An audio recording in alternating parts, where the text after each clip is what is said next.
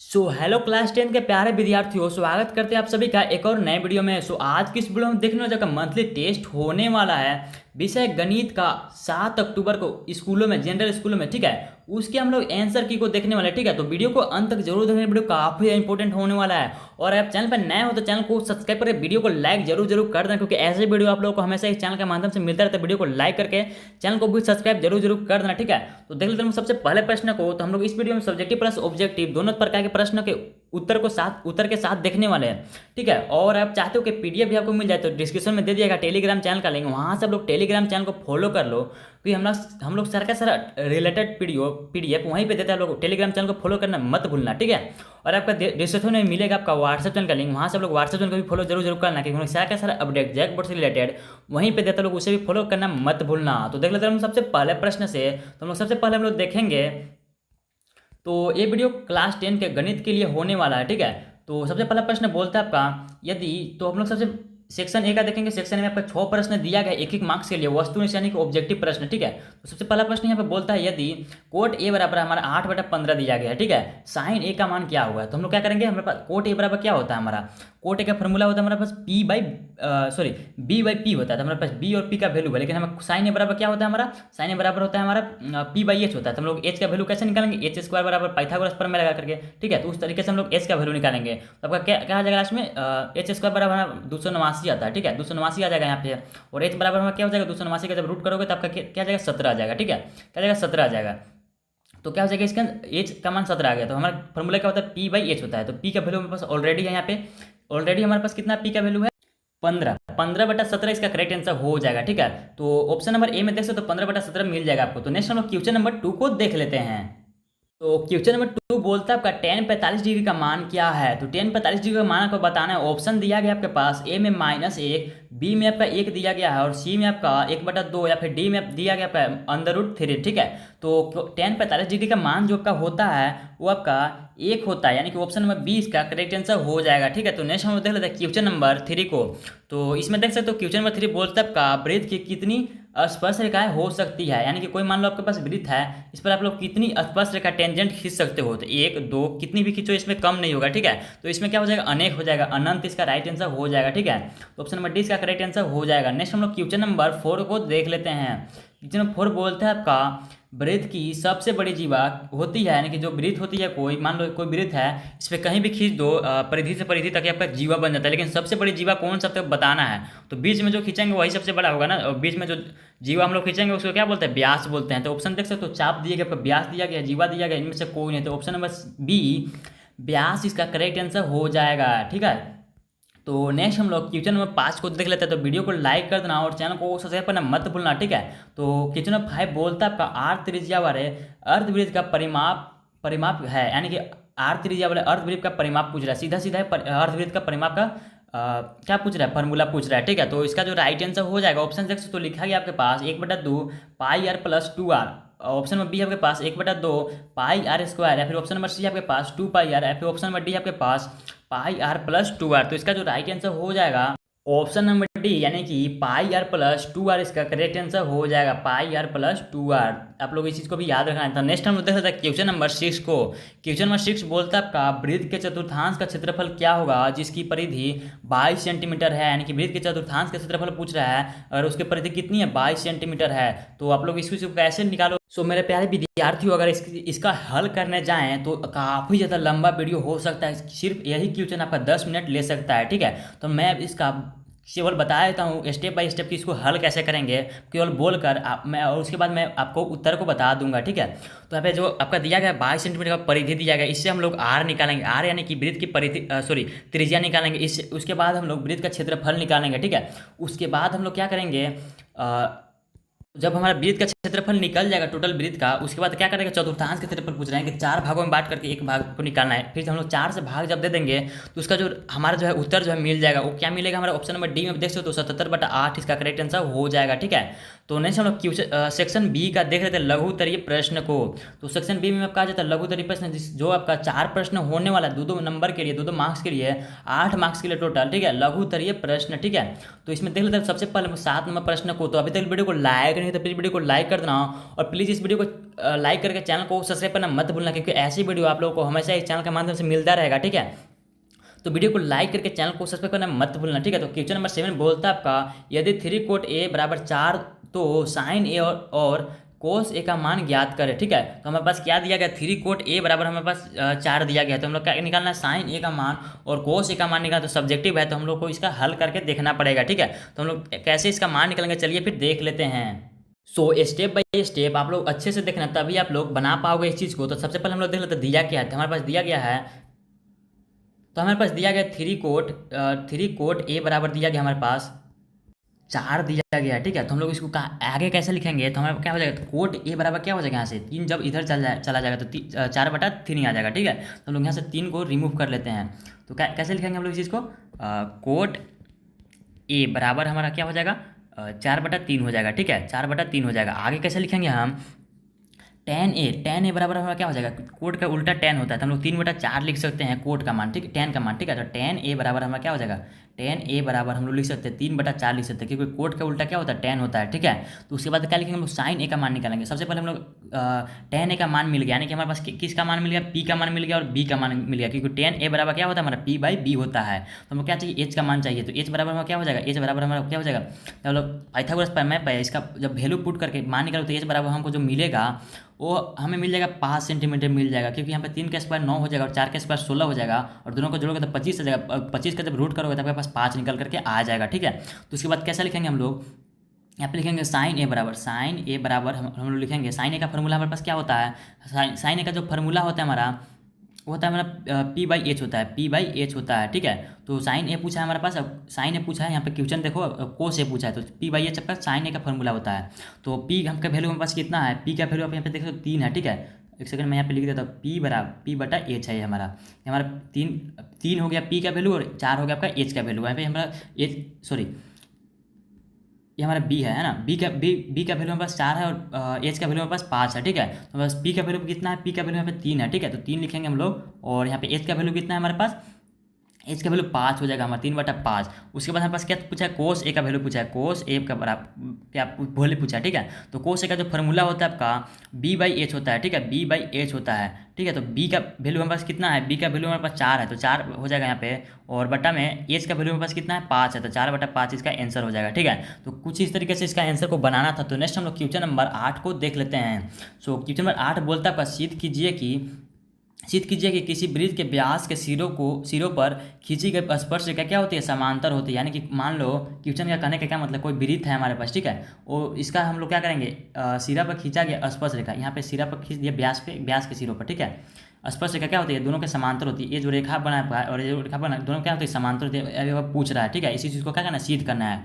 तो चलिए फिर इसका आंसर को हम लोग देख लेते हैं। तो सबसे पहले हम लोग लिखेंगे प्रूफ में, सबसे पहले हम लोग प्रूफ में क्या लिखेंगे, यहाँ पे बोला गया है, दिया है क्या हमारे पास, दिया है वृत्त का ओ केंद्र है। यानी कि सबसे पहले हम लोग को मानना होता है कुछ ऐसा, ठीक है, कोई वृत्त है, ठीक है, इसका कोई ओ केंद्र है, ठीक है, ये आपका क्या है, केंद्र ओ है, ए बी पर व्यास है, ठीक है, ए बी वृत्त का व्यास है, ए और बी आपका क्या है, ए आपका ए हो गया और आपका बी हो गया, ठीक है, आपका क्या है, वृत्त का व्यास है, और एम व्यास के सिरों ए बी पर खींची गई स्पर्शरेखा है, ठीक है। एम क्या है, व्यास के सिरों पर खींची गई स्पर्शरेखा, ठीक है। हम लोग स्पर्शरेखा यहाँ पे खींच लेते हैं, ये आपका स्पर्शरेखा हो गया, आपका स्पर्शरेखा हो गया, क्या हो गया, एम स्पर्शरेखा है। आगे बोलता है आपका मुख्य नियम, हम जानते हैं कि त्रिज्या स्पर्श बिंदु पर स्पर्श रेखा के साथ 90 डिग्री का कोण बनाता है। जो आपका त्रिज्या है आपका क्या है, आपका 90 डिग्री का कोण यहाँ पे बनाता है, ठीक है। बोल रहा है ये जो आपका त्रिज्या है आपका यहाँ पे क्या बनाता है, 90 डिग्री का कोण बनाता है, यहाँ पे ये आपका बोल रहा है, ठीक है। आगे बोलते हैं आपका सीरा ए जो आपका सीरा ए, हम लोग यहाँ पे फिर से बना रहे ताकि आपको समझ में आ जाए, ठीक है। सीरा ए है, ठीक है, सीरा ए ओ ए स्पर्श रेखा ए लंब है, ठीक है, ओ ए स्पर्श रेखा एल लंब है, ठीक है। तो हम लोग क्या लिखेंगे, ओ ए एल बराबर 90 डिग्री हो जाएगा, यहाँ पे ओ ए एल बराबर क्या हो जाएगा, 90 डिग्री हो जाएगा। तो आगे लिखेगा सीरा बी, आपका क्या हो गया, सीरा बी हो गया। ओ बी पर स्पर्श रेखा एम लंब है, ठीक है, यहाँ पे क्या है, इस स्पर्श रेखा का नाम दिया गया, एम दिया गया, तो यहाँ पे क्या हो जाएगा, ओ बी एम बराबर 90 डिग्री हो जाएगा, क्योंकि मैंने बताया ना कि यहाँ पे 90 डिग्री कौन बनता है।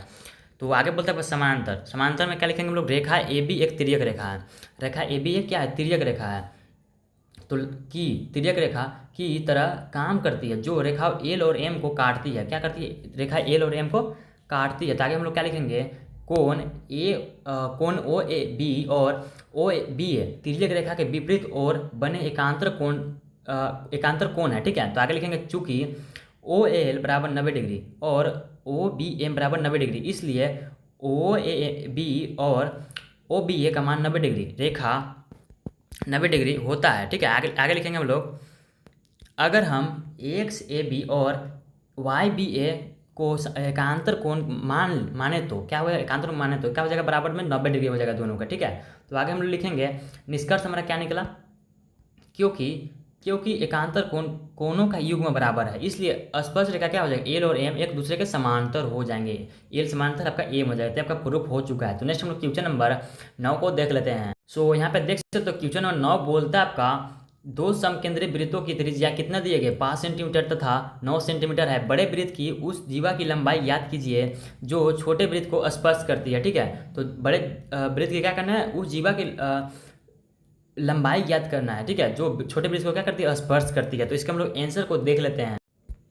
क्वेश्चन बोला था आपका दो समकेंद्री वृत्तों की त्रिज्या कितनी है? 5 सेंटीमीटर और 3 सेंटीमीटर। बड़े वृत्त की उस जीवा की लंबाई ज्ञात कीजिए जो छोटे वृत्त को स्पर्श करती है। तो सबसे पहले हम क्या करेंगे? मान लेंगे। क्या मानेंगे हम लोग? बड़े वृत्त की त्रिज्या क्या है? आर है। बड़ा आर से इसको मानेंगे बराबर 5 सेंटीमीटर दिया गया। ठीक है, और आपका छोटे वृत्त की त्रिज्या आर, छोटा आर, ठीक है, इसका 3 सेंटीमीटर दिया गया है। ठीक है, तो जीवा की लंबाई क्या है? हम लोग ए बी मान लेंगे उसको।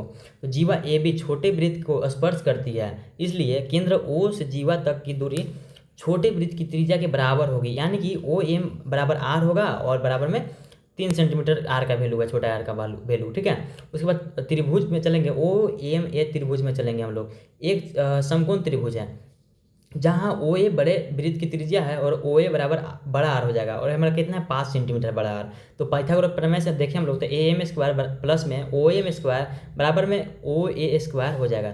तो ए एम स्क्वायर का वैल्यू हम लोग को निकालना है, और हम लोग का O M square, O M का वैल्यू कितना है हमारे पास? 3 है, तो 3 का स्क्वायर हो जाएगा यहाँ पे, और ओ ए का वैल्यू हमारे पास कितना है? 5 है, तो 5 का स्क्वायर हो जाएगा। तो ए एम स्क्वायर प्लस में 9 बराबर में 25 हो जाएगा, क्योंकि 3 का स्क्वायर 9 हो जाएगा आपका और 5 का स्क्वायर 25 हो जाएगा। तो आगे लिखेंगे हम लोग 9 प्लस में इधर जाकर क्या हो जाएगा? माइनस में हो जाएगा। 25 माइनस 9 आपका 16 हो जाता है, यानी कि ए एम का वैल्यू रूट अंडर 16 हो जाएगा। तो 16 का रूट कितना निकलता है? 4 सेंटीमीटर निकलता है। चूँकि केंद्र से जीवा पर डाला गया लंब जीवा को समद्विभाजित करता है। क्या करता है? समद्विभाजित करता है, इसलिए जीवा की लंबाई क्या हो जाएगा? ए बी बराबर हो जाएगा 2 गुना ए बी ओ एम के वैल्यू पास कितना? 4 है, तो 2 गुना 4 आपका 8 सेंटीमीटर हो जाएगा। सो चलिए फिर नेक्स्ट हम लोग क्वेश्चन नंबर 10 को देख लेते हैं। तो अभी तक वीडियो को लाइक नहीं किया तो प्लीज़ वीडियो को लाइक कर देना और चैनल को सब्सक्राइब करना मत भूलना। तो क्वेश्चन नंबर 10 बोलता है आपका घड़ी की मिनट की सुई की लंबाई कितनी है? 14 सेंटीमीटर है। उसके द्वारा 5 मिनट में रचित क्षेत्रफल ज्ञात कीजिए। तो ऐसे क्वेश्चन काफ़ी ज़्यादा मज़ेदार क्वेश्चन होते हैं, बनाने में मजा आता है ऐसे क्वेश्चन को, है ना। तो इसका हम लोग आंसर को देख लेते हैं हम लोग कैसे बनाएंगे इसको। ठीक है, तो काफ़ी आसान तरीके से हम लोग देखने वाले हैं। तो सबसे पहले हम लोग ये लिखेंगे कि यहाँ पे आप लोग लिखते चलना। ठीक है, मिनट की सुई की लंबाई कितना दिया गया हमारे पास? मिनट की सुई की लंबाई। ठीक है, तो ऐसे आपको लोग लिखना है। तो मिनट की सुई की लंबाई कितना दिया गया हमारे पास? इसको हम लोग आर मानेंगे। तो इधर आप लोग को उस चीज़ को लिखना है, लिख लेना है जो मैंने बोला। क्या लिखना है यहाँ पे? मिनट की सुई की लंबाई हमारे पास आर है, आर मैंने मान लिया उसको, क्योंकि त्रिज्या हो जाएगा वो हमारा आर बराबर कितना दिया है? 14 सेंटीमीटर हो जाएगा हमारा। ठीक है, और आपका जो कोई वृत्त होता है, मान लो, ठीक है, कोई वृत्त होता है तो घड़ी क्या है? वृत्ताकार ही होता है। तो हमारा क्या दिया? मिनट का सुई का लंबाई दिया गया है हमारे पास, कितना दिया गया? आर, यानी कि मिनट के सुई की लंबाई कितना दिया गया हमारा? 14 सेंटीमीटर दिया गया। ठीक है, सॉरी 14 सेंटीमीटर दिया गया, 14 सेंटीमीटर का लंबाई दिया गया। उसके बाद हम लोग को क्या याद करना है?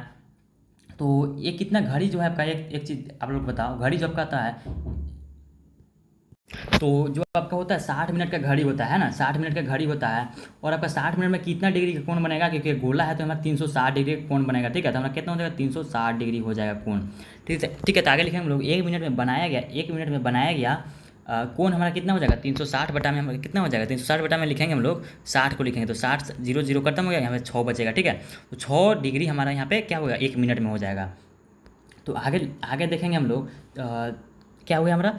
6 डिग्री हो गया हमारा 1 मिनट में। तो 5 मिनट में कितना हो जाएगा? तो 6 गुना हम लोग करेंगे 5 मिनट में निकालने के लिए, 6 गुना हम लोग करेंगे 5 करेंगे तो हम कितना हो जाएगा 30 डिग्री हो जाएगा। ठीक है, तो 30 डिग्री हमारा हो जाएगा। तो 5 मिनट में रचित क्षेत्रफल, तो 5 मिनट में रचित क्षेत्रफल हम यहाँ पे लिख लेना है आप लोगों को। तो यहाँ पे क्या लिखेंगे, θ/360, θ/360 गुना में आपका फार्मूला है ना πr², πr² यहाँ पे हो जाएगा। तो थीटा का वैल्यू हमारे पास कितना हो जाएगा, थीटा का वैल्यू 30 डिग्री, 30 डिग्री बटा में 360 और गुना में पाई का वैल्यू 22/7, 22/7 और आपका आर का वैल्यू 14, 14 का स्क्वायर आपका 14 गुना 14 हम लोग लिख सकते हैं इसको। ठीक है, 14 का स्क्वायर हम लोग बाद में करेंगे। यहाँ से 1 0 से 1 0 खत्म हो गया, यहाँ पे 3 से 3 गया है, कितना बार में आपका चला जाएगा 12 बार में, है ना 12 बार में। उसके बाद 7 से 2 बार में चला जाएगा। उसके बाद यहाँ पे क्या करेंगे हम लोग, ये 2 से यहाँ पे इसको 6 बार में चला जाएगा। वैसे 6 से यहाँ पे 3 बचेगा और यहाँ पे कितना बचेगा 11 बचेगा। तो जब इस चीज़ को पूरा का हल करें तो आपके पास कितना बचेगा 154 बटा में 3 बचेगा। तो यहाँ पर क्या हो जाएगा, राइट आंसर हो जाएगा। ठीक है, तो जो मैंने बोला था लैंग्वेज को जो लिखना है आप लोगों को उसी चीज़ को लिख लेना। तो नेक्स्ट हम लोग क्वेश्चन नंबर 11 की तरफ चलते हैं। ठीक है, तो क्वेश्चन नंबर 11 आपका सेक्शन सी में आपका आ जाता है 6 नंबर के लिए 3 क्वेश्चन। ठीक है, दीर्घ उत्तरीय प्रश्न। तो क्वेश्चन नंबर 11 यहाँ पे बोलता है आंधी आने से एक पेड़ टूट जाता है और टूटा हुआ भाग इस तरह मुड़ जाता है कि पेड़ का शिखर जमीन को छूने लगता है और इसके साथ 30 डिग्री का कोण बनाता है। किसने दिया 30 डिग्री का कोण बनाता है। पेड़ के पाद बिंदु की दूरी जहाँ पेड़ का शिखर जमीन को छूता है 8 सेंटीमीटर है। कितना है 8 सेंटीमीटर दिया गया है। पेड़ की ऊंचाई ज्ञात कीजिए। क्या करना है, वो पेड़ की ऊंचाई ज्ञात करना है। तो हम लोग इसके आंसर को देख लेते हैं। तो सबसे पहले लिखेंगे हम लोग, मान लीजिए पेड़ की कुल ऊंचाई कितनी है, एच है। एच मान लेंगे उसको, टूटा हुआ भाग ए सी है और शेष भाग कितना हो जाएगा सी डी। जहाँ ए डी पेड़ की ऊंचाई है, क्या है ए डी जो आपका पेड़ की ऊंचाई है, तो टूटा हुआ भाग ए सी झुककर जमीन पर बी सी बनाता है। क्या बनाता है, जो टूटा हुआ भाग है, मान लो कोई पेड़ है, जो टूटा हुआ भाग है आपका पूरा पेड़ था यहाँ पे ऐसे और आपका कुछ लंबा इस तरीके से पेड़ था, लेकिन क्या हुआ टूट करके नीचे गिर गया। ठीक है, तो टूटा हुआ भाग जो है ए सी झुककर जमीन पर बी सी बनाता है। ठीक है, तो जमीन पर क्या बनाता है, बी सी बनाता है। ये आपका बी हो गया, आपका सी हो गया, आपका ए हो गया। ठीक है, तो आगे बोलता है आपका एक समकोण बी डी सी बनता है। बी डी सी आपका क्या बनता है, समकोण बनता है। ठीक है, जहाँ कोण सी बी डी बराबर कितना 30 डिग्री आपका क्वेश्चन में मान इसका दिया गया है। ठीक है, तो आगे लिखेंगे हम लोग पेड़ के पाद बिंदु डी के शिखर के बिंदु बी की दूरी कितनी है, डी बी बराबर 8 सेंटीमीटर है। यह त्रिभुज बी डी सी का आधार है। ठीक है, तो आगे लिखेंगे हम लोग पेड़ की ऊंचाई कितनी है, एच बराबर क्या हो जाएगा सी डी प्लस ए सी हो जाएगा और ए सी बराबर है बी सी के। क्या है, ए सी बराबर है किसके, बी सी के। तो भाग सी डी, टूटे हुए भाग के नीचे ऊंचाई ज्ञात करना। ठीक है, तो इसको कैसे ज्ञात करेंगे हम लोग, सबसे पहले लिखेंगे हम लोग त्रिभुज बी डी सी में tan 30 डिग्री, tan 30 डिग्री का मान हम लोग को 30 डिग्री थीटा का मान दिया था क्वेश्चन में। ठीक है, तो सी डी बटा में डी सी हो जाएगा, डी बी हो जाएगा, क्योंकि पी का मान हमारे पास कितना हो जाएगा, पाइथागोरस प्रमेय से देखें हम लोग तो जब हमारे पास त्रिभुज बना है तो यहाँ पे त्रिभुज पी यानी कि पी का वैल्यू हमारे पास कितना दिया गया, पी बटा बी होता है आपका क्या tan थीटा का वैल्यू। तो पी हमारे पास सी डी है और हमारे पास बी कितना है, डी बी है। ठीक है, तो हमारे पास कितना हो जाएगा 1/√3 tan 30 डिग्री का मान 1/√3 और उसके बाद सी डी, उसके बाद डी बी का वैल्यू हमारे पास 8 सेंटीमीटर है। तो यहाँ से हम लोग सी डी का मान निकाल लेंगे। ठीक है, तो हमारा सी डी का मान कितना निकल जाएगा 8/√3 निकल जाएगा। ठीक है, मीटर। तो भाग बी सी ज्ञात करना है। ठीक है, भाग बी सी ज्ञात करना है। तो त्रिभुज बी डी सी में कोस 30 डिग्री बराबर कितना हो जाएगा, डी बी बटा में बी सी हो जाएगा, √3 बटा में 2 8 बटा बी सी हो जाएगा। ठीक है, तो यहाँ से हम लोग बी सी का वैल्यू निकाल लेंगे। ठीक है, बी सी बराबर क्या हो जाएगा हमारा 8 को जब हम लोग उधर भेजेंगे। ठीक है, तो और तिरछा से गुना करेंगे। ठीक है, तो तिरछा से गुना करने पर हमारे पास कितना हो जाएगा, बी सी का वैल्यू हमारे पास कितना आ जाएगा 16/√3 आ जाएगा मीटर। पेड़ की कुल ऊंचाई एच हमारा है। ठीक है, तो एच बराबर क्या हो जाएगा, हमारा ऊपर था हमारा समीकरण एक तो बना हुआ था C D plus B C. तो C D plus B C दोनों का वैल्यू हम लोग लिख रखेंगे। ठीक है, तो सी डी हमारा कितना हो जाएगा 8/√3 और बी सी हमारे पास 16/√3। तो 5 नंबर का क्वेश्चन है, थोड़ी 3 नंबर का तो थोड़ा सा बढ़ा जाएगा। ये आपका 5 नंबर में फाइनल एग्जाम में पूछा जाता है ऐसा क्वेश्चन, है ना। हर का प्रमेयकरण करेंगे इसका हम लोग, क्योंकि रूट को तो नीचे रख नहीं सकते हैं हम लोग। इसको उसका हल करने पर कितना आया 24/√3 आया। तो रूट नीचे कभी भी नहीं रहता। इसके चलते हम लोग क्या करते हैं, हर का प्रमेयकरण करते हैं। प्रमेयकरण करने मतलब जो पेपर नीचे तरफ है ना उसी से हम लोग 2 बार गुना करते हैं, क्योंकि ये जो कटेगा आपका यही सेम टू सेम बच जाएगा। इससे कोई फर्क नहीं पड़ता। इसी को हम लोग प्रमेयकरण करते हैं। कक्षा 7 में पढ़ना था इसको।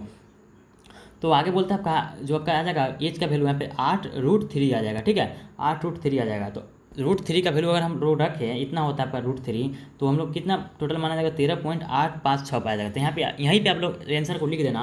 √3 का वैल्यू लिखना अभी जरूरत नहीं है। ठीक है, यहीं पे आप लोग आंसर को लिख देना। ठीक है, तो नेक्स्ट हम लोग क्वेश्चन नंबर लास्ट को देख लेते हैं। लास्ट क्वेश्चन 12 नंबर क्वेश्चन बोलता है आपका त्रिज्या 21 सेंटीमीटर वृत्त का एक चाप केंद्र पर 60 डिग्री के कोण आंतरित करता है। चाप द्वारा बनाए गए संगत वृत्तखंड का क्षेत्रफल ज्ञात कीजिए। ठीक है, तो हम लोग इसके क्षेत्रफल को ज्ञात करते हैं। सो ये था हमारा क्वेश्चन। उसके बाद हम लोग इसके आंसर को हम लोग देख लेते हैं। ठीक है, तो दिया गया हमारे पास कितना आर बराबर यानी कि त्रिज्या हमारे पास कितना दिया गया 21 सेंटीमीटर दिया गया क्वेश्चन में। केंद्र पर कोण कितना 60 डिग्री ये आपका दिया गया है। ठीक है, तो संगत वृत्तखंड का क्षेत्रफल कितना हो जाएगा, संगत त्रिज्या खंड का क्षेत्रफल माइनस हो जाएगा आपका त्रिभुज का क्षेत्रफल। ठीक है, तो उसके बाद हम लिखेंगे संगत, उसके बाद हम लिखेंगे संगत त्रिज्या खंड का क्षेत्रफल, संगत त्रिज्या खंड का क्षेत्रफल एरिया ऑफ सेक्टर। ठीक है, तो यही यहाँ पे इंग्लिश में लिखा हुआ है। तो थीटा बटा 360 का फॉर्मूला आप लोगों ने पढ़ा हुआ था, आप लोगों को पता होगा। बटा में गुना में पाई आर स्क्वायर होता है। ठीक है, और थीटा का वैल्यू हमारे पास 60 डिग्री दिया हुआ है। ठीक है, तो 60 बटा 360 हो जाएगा, गुना में आपका 22 बटा 7 और आर का वैल्यू हमारे पास कितना है 21 का स्क्वायर हो जाएगा। तो इसको हम लोग लिखेंगे 1/6 क्योंकि यहाँ पे 0 0 कट जाएगा है ना, 0 0 हमारे यहाँ पे कट जाएगा। उसके बाद 6 से जब लोग काटोगे सारी चीज़ को तो यहाँ पे क्या आ जाएगा 1/6 गुना 22/7 गुना 441। तो क्या हो जाएगा हमारे पास 1/6 गुना 22 यानी कि 7 से इसको जब काटोगे तो यहाँ पे क्या क्या बचेगा 63 बचेगा। ठीक है, तो यहाँ पे क्या हो जाएगा 1/6 गुना 22 गुना 63 बराबर में 1 आपका आ जाता है। ठीक है, तो आगे लिखेंगे हम लोग त्रिभुज जिसकी 2 त्रिज्याएं हैं का क्षेत्रफल, इसका त्रिभुज का क्षेत्रफल हम लोग निकालेंगे। ठीक है, तो चूंकि थीटा बराबर 60 डिग्री दिया हुआ है और 2 भुजाएं आर है, यह एक समबाहु त्रिभुज है। कैसे समबाहु त्रिभुज है, तो आगे लिखेंगे हम लोग √3/4 बराबर में हो जाएगा √3/4 और ए का वैल्यू बस कितना 21 का स्क्वायर हो जाएगा। ठीक है, तो इसको जब हल करोगे तो क्या आ जाएगा 21 का स्क्वायर 441 आ जाएगा, 441 √3 बटा में 4 आ जाएगा। ठीक है, संगत वृत्तखंड का क्षेत्रफल, तो यहाँ पे क्या हो जाएगा हमारा 231 माइनस, दोनों में से माइनस करना था आप लोगों को, ऊपर एक तो इक्वेशन आया हुआ था कुछ इस तरीके से 231 माइनस हमारा 441 √3 बटा में 4 आपका सेंटीमीटर स्क्वायर। इसी तरीके से आपका यही आपका आंसर हो जाएगा। आपका टोटल 12 क्वेश्चन कंप्लीट होता है। तो ये था आप लोग का क्लास 10th का मैथ का आंसर की। तो उम्मीद करते हैं वीडियो पसंद है वीडियो को लाइक कर देना और चैनल को सब्सक्राइब कर देना। तो मिलता है किसी नेक्स्ट वीडियो में और सब्जेक्ट के साथ। तो बाय बाय।